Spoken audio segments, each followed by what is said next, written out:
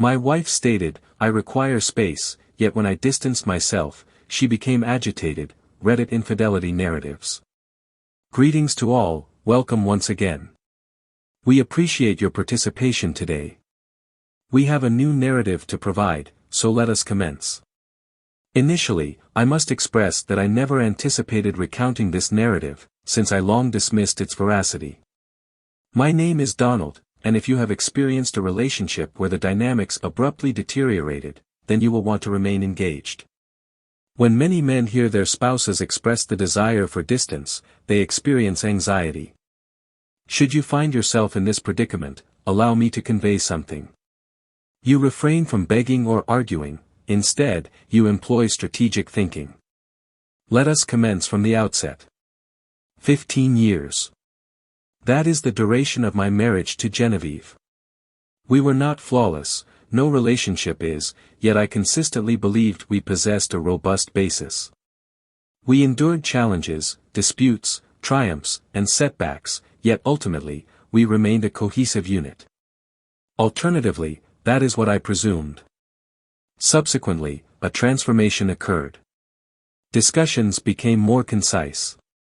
She began to remain awake later than customary, holding her phone, its screen illuminating her face in the darkness.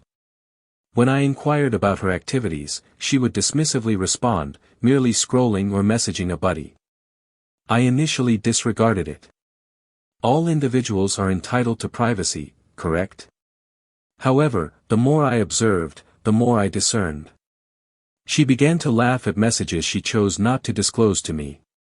She began to protect her phone by angling the screen away and placing it face down on the table. On certain nights, upon receiving a text, she would refrain from an immediate response, opting instead to take her phone and exit the room. That is when the discomfort began to manifest. If you have spent sufficient time with someone, you can discern when they are behaving unusually. I reassured myself that I was overanalyzing the situation. I may have been exaggerating the significance of a trivial matter. However, I possessed a deeper understanding. One evening, she seated me with a grave expression. I recall her gaze directed at me that evening. We had recently concluded our meal. She set her fork aside, inhaled deeply, and gazed directly into my eyes. "Donald, I require solitude to discover my identity."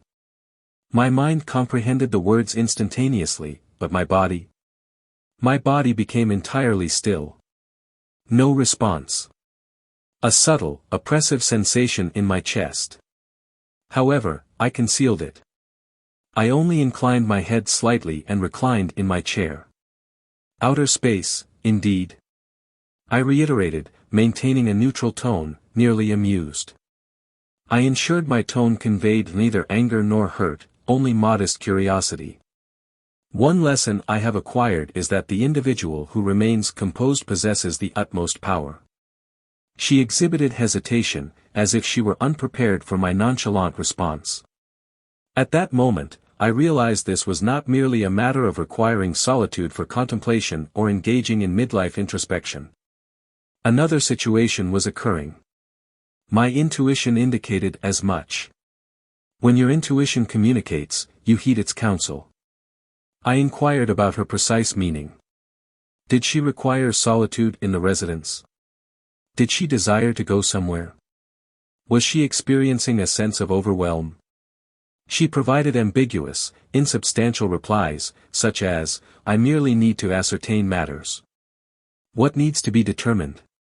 I observed her intently. Her avoidance of eye contact. Her fingers fidgeted restlessly. I have made a decision. I certainly was not going to pose her a multitude of inquiries she had already resolved not to address. Negative. I intended to ascertain the truth independently. Individuals advise to trust one's mate. I advise you to trust your instincts. My instincts were vehemently alerting me. In the subsequent days, I commenced my excavation. Occasionally, the truth is not concealed profoundly. It remains idle, awaiting someone's attention. Initially, I examined her phone records. Nothing extraordinary. A straightforward verification to ascertain the presence of a recurring number. Indeed, one was very notable. Repeatedly. I subsequently examined her social media, focusing on the nuanced details. Who was engaging with her posts? Who provided commentary? More significantly, whom was she abruptly following once more? That was the moment I observed it. An unrecognizable name. A name I had not encountered in years. Her secondary school romantic partner. The individual she was involved with prior to my acquaintance. The individual she frequently discussed resembled an adolescent romance narrative that lacked a definitive conclusion. He had re-entered her life. Initially, I remained composed. I convinced myself it might be innocuous. They may have only re-established contact. Upon observing the messages, the extensive dialogues, the emoticons, the nostalgic texts, and the kind of communications inappropriate for a married woman's inbox, I felt compelled to awaken her immediately and demand an explanation. However, I did not. I refrained from commenting on my discovery since when an individual requests space, they have already established it. They reached the choice well in advance of articulating it. They merely seek your acquiescence to alleviate their shame. However, the matter at hand is as follows. When a lady requests distance, she anticipates pursuit. She anticipates your call, text, arrival with flowers, and inquiry over how to rectify the situation. I acted contrarily. I provided her with the requested space. If she refrained from speaking to me, I likewise refrained from speaking to her. When she addressed me, I maintained succinct, courteous, yet aloof replies. No frigid demeanor, no passive-aggressive behavior, merely restrained apathy. Rather than squander my time soliciting her attention, I concentrated on self-improvement. The initial destination is the gym. I exerted myself more intensely in weightlifting than I had in years. I did not undertake the action to impress her. I engaged in it because it was gratifying to invest my energy into something that genuinely helped me. I subsequently enhanced my wardrobe by acquiring new, well-fitted garments and discarding the old, tattered items that she never acknowledged I wore. Recently coiffed and smoothly shaven. Each morning, I gazed into the mirror and observed a man who was not passively awaiting selection. However, the most advantageous aspect. I revitalized my social life. I resumed socializing with friends, individuals I had not encountered in months or even years, due to my previous focus on prioritizing my marriage. I began to accept invites rather than fabricate excuses. On Friday night, I was out rather than being at home, contemplating her whereabouts. Genevieve has a support system comprising her friends, to whom she confided and who affirmed her right to happiness. However, those identical women? They quickly observed the transformation in me. When I encountered them, I was not the resentful, heartbroken spouse they anticipated. I felt certain, composed, and indifferent. I made humorous remarks, smiled frequently, and maintained conversations that were light-hearted and entertaining. They observed. Initially, it was inconspicuous. A short glance, a lingering smile, a casual, "Wow, Donald, you're looking fantastic these days." Subsequently, it intensified. Compliments transformed into inquiry. Rest assured, she observed it as well. She observed their amusement at my jokes and their prolonged engagement in chats with me. Initially, Genevieve relished her purported freedom. She believed she had made the correct decision, persuading herself that she merely required time to reflect, to investigate, and to comprehend her circumstances. However, the alteration in dynamics did not escape observation. Her excitement gradually transformed into apprehension. She did not anticipate the alterations in my character. She believed I would be brooding, lingering in anticipation of her return, eager to validate my significance. I reversed the narrative. I had progressed in my life. What about that? That affected her. The initial indications of her jealousy were nuanced, little, transient reactions that she attempted to conceal. However, I observed it. She tensed when she observed her pals joking around me, stroking my arm while laughing at my jokes. Her best friend's sudden excessive kindness towards me, offering compliments at every opportunity. I was not engaging in any extraordinary activities, but being myself, albeit in an improved manner. It was functioning effectively. Genevieve observed. At that moment, it became apparent to her.